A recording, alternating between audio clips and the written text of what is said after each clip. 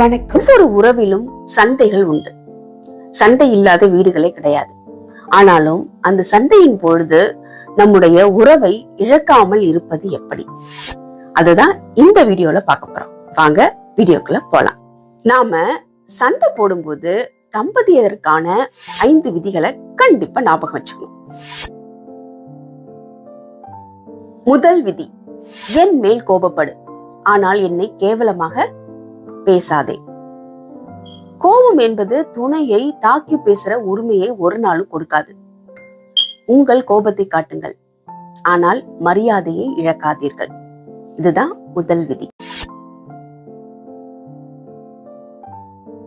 5வது விதி, என் மேல் கோபப்படு, ஆனால் நான் மன்னித்த எல்லா நேரங்களையும் நினைவில் கொள்.